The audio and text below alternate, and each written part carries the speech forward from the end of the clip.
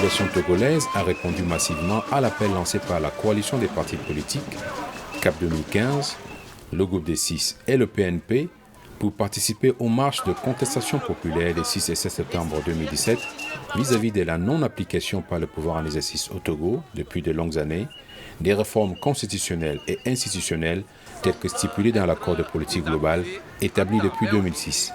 Après le succès indéniable de la marche du 6 septembre 2017, où des vagues humaines ont déferlé dans les rues de Lomé, de Bafilo et de bien d'autres villes du Togo, la marche pacifique de la population organisée par la coalition des partis s'est poursuivie ce 7 septembre 2017 avec la même vigueur, malgré l'impressionnant déploiement des forces de l'ordre, police et gendarmerie.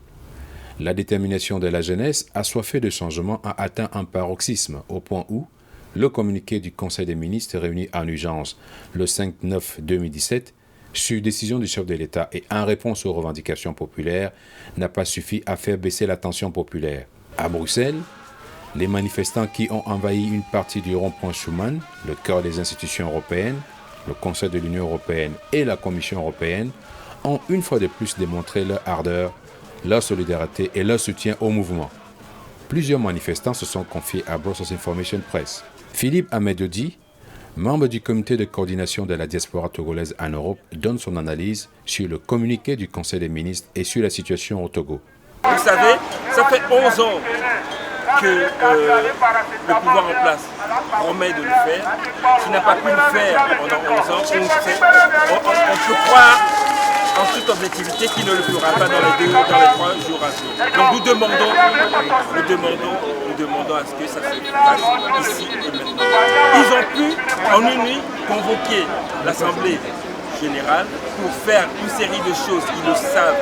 En 2005, nous estimons que si les autorités ont pris conscience de la mobilisation populaire et de l'arrivée, s'ils ont compris le message du peuple, ils pourraient le faire en une journée. Pas attendre pour le faire au calendrier grec. Et là, je crois que ça serait un mauvais signal à donner à l'opinion publique nationale. Il faut que les partis, la coalition des partis politiques, la société civile, qui se sont réunis actuellement et demandé à ce que les réformes soient faites, gardent la pression pour que les choses se fassent maintenant, pas plus tard. Quels sont les moyens de pression que vous avez à l'opinion nationale et internationale pour faire réfléchir le président et qu'effectivement cette question soit mise dès le lendemain des manifestations? La première force, c'est la mobilisation populaire. On dit la volonté populaire est invincible. Donc de toutes les façons, si le peuple est derrière, si c'est la volonté du peuple, et le régime actuel, le pouvoir actuel, ne pourront pas aller contre. Donc nous demandons à ce que la mobilisation reste ferme. Nos exigences sont claires. Que les réformes institutionnelles et constitutionnelles soient faites pour remettre le Togo sur la voie d'un pays démocratique, d'un pays économiquement prospère. C'est ça. 2 points majeurs. Cette constitution prévoit que le mandat présidentiel est limité à 2. Maximum 2 mandats.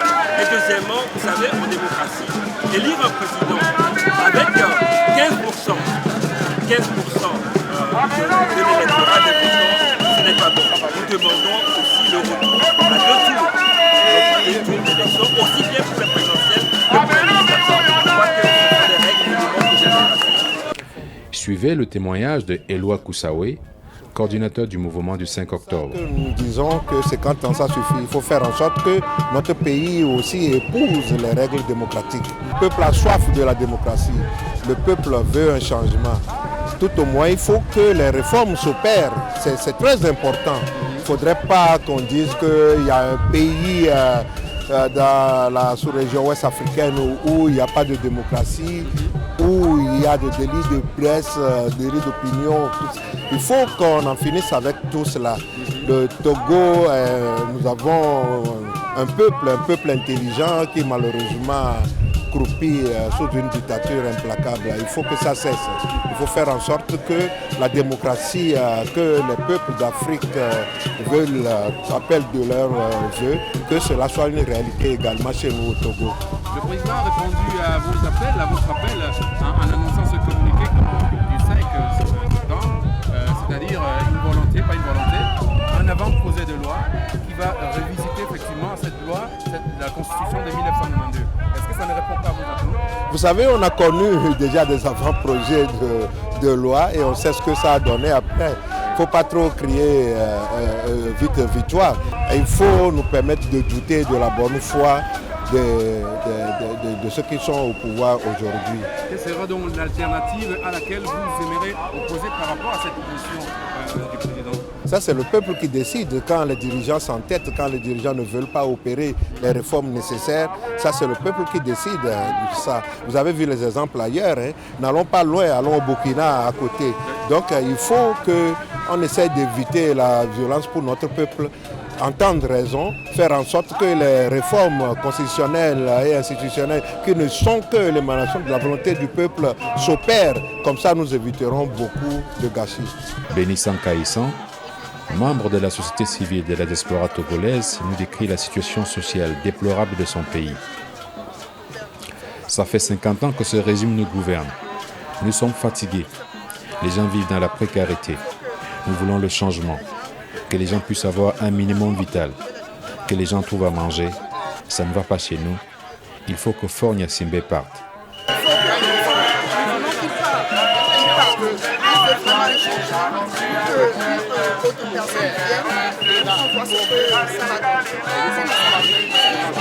Nous sommes maintenant à la révolution. Nous voulons vraiment un changement. On veut aller au bout. Il faut que vraiment les Gnassingbé, on est fatigué. Gnassingbé, c'est un Québécois. Il peut dire aujourd'hui quelque chose, mais nous, on veut vraiment tout son départ. On ne veut rien entendre. Mais à l'heure où nous parlons, depuis hier, ils ont coupé toutes les informations. On n'a même pas le droit. Nous sommes dans un pays vraiment. On ne dit pas qu'il y a la démocratie chez nous. Nous voulons vivre, que nos frères vivent comme nous aussi en Europe. Vous venez d'Allemagne alors? Je viens d'Allemagne. Alors, qu'est-ce qui vous inspire à prendre part à cette manifestation? Oui, il y a de quoi apprendre par cette manifestation. Parce que quand mon pays, ça ne va pas, même si c'est en Amérique comme appel, je dois... Pour manifester que tout simplement un seul mot d'ordre, le départ de Faure Gnassingbé. C'est tout qui nous préoccupe. Pour Kofi Donani, enseignant et porte-parole du comité de coordination de la diaspora togolaise en Europe, l'heure n'est plus au débat des dupes. Cette situation n'a que trop duré.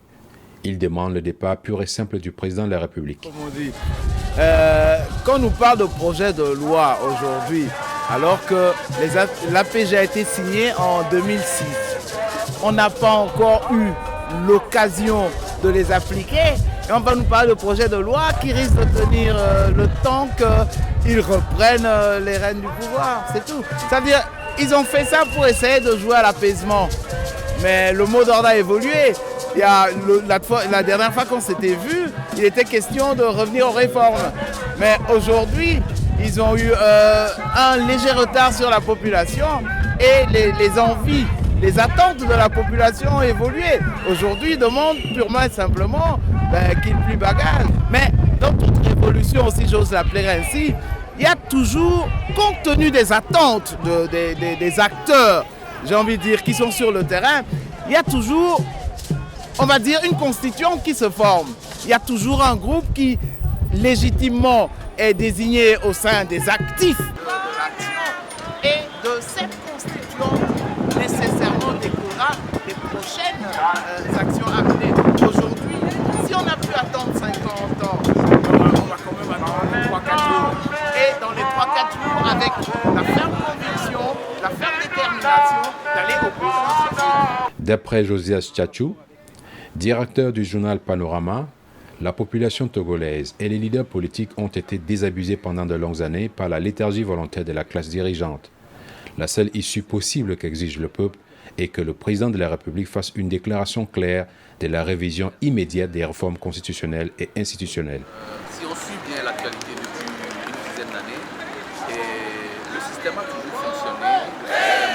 Le secrétaire qu'a hérité le fils de l'ancien président défunt qui est Faure Gnassingbé aujourd'hui. Le système n'a pas changé. C'est le même mode de fonctionnement.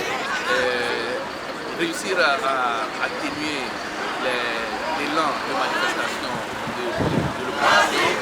Et nous avons constaté qu'il a fallu, à partir du 19 dernier, avec la mobilisation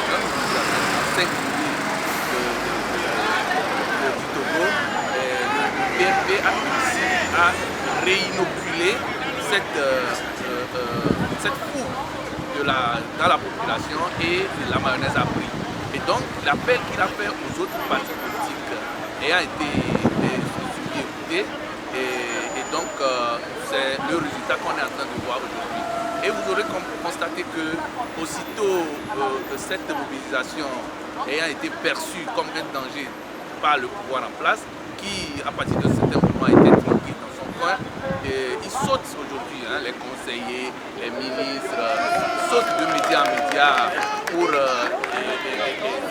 tromper encore l'opinion, essayer de ramollir leur langage d'hier pour qu'ils puissent encore faire une petite division au sein de cette opposition qui s'est coalisée aujourd'hui et qui met la population dans les rues. Et vous aurez constaté aussi que la population est en train d'avertir ce regroupement de ne plus aller à aucun dialogue, parce qu'on a passé le temps à aller de dialogue en dialogue et le pouvoir a toujours fait du dilatoire pour faire passer le temps. Donc la population semble être désabusée en temps. Mais aujourd'hui, je crois qu'avec le dynamisme inoculé et le langage a évolué et on ne demande qu'une chose. La population est claire. Si Paul Gnassingbé peut au jour d'aujourd'hui faire une déclaration et convoquer son assemblée et séance tenante comme ils l'ont déjà fait une ou deux fois, changer la constitution en une nuit, si ils peuvent le faire encore tout de suite, la population va quitter je crois à mon avis, va quitter les rues, et parce que leur constitution originelle de 1992 leur était remise. Et à partir de ce moment, sur le débat sera la constitution de 1992, même si il y a des lacunes, comme certains le disent, le débat va être axé sur la constitution à parfaire ou à réarranger si possible. C'est-à-dire que vous accordez du crédit alors à cette proposition du président de lancer un avant-projet de loi de révision de la Constitution? C'est une bonne chose, mais c'est que c'est venu un peu trop tard, parce que l'occasion a été déjà donnée en 2014 à son assemblée de voter la même chose. C'est eux-mêmes qui avaient donné des consignes pour que leurs députés à l'Assemblée votent contre. Maintenant, ils reviennent sur ça pour encore faire allonger le temps d'émousser les ardeurs dans la population et gagner du temps, parce qu'on va s'approcher bientôt des échéances et selon les règlements des élections en Afrique de l'Ouest, on ne devrait pas toucher aux textes électoraux 6 mois avant les élections. Donc la stratégie est connue. C'est comme la plupart des observateurs, je pense, mais la grande partie des leaders politiques redoutent, c'est-à-dire même s'il y a un accord d'aller vers cette révision de la Constitution, on n'est pas sûr. On n'est pas sûr parce que les accords ne sont jamais respectés. Voilà. On en a eu plusieurs et les dialogues sont revenus. Je crois que plus personne aujourd'hui ne peut tomber dans le piège du gouvernement actuel qui lance. Quelle serait l'alternative selon vous? Bien, l'alternative, c'est la détermination qui est remarquée aujourd'hui, qui doit continuer. Et c'est l'alternative pour que les résultats en sortent. Il ne faut pas du tout que nous sommes des Togolais, au-delà de tout. Et moi, je pense que si cette ardeur s'émousse aujourd'hui, le pouvoir va reprendre la main et c'est parti pour plusieurs années. Voilà une situation inattendue qui met dos au mur la classe politique dirigeante, une situation à laquelle le pouvoir en place n'a pas souvent été confronté. Il va donc falloir mettre en application les réformes rapidement pour garantir un minimum de crédit à cette classe qui semble être vomie par son peuple.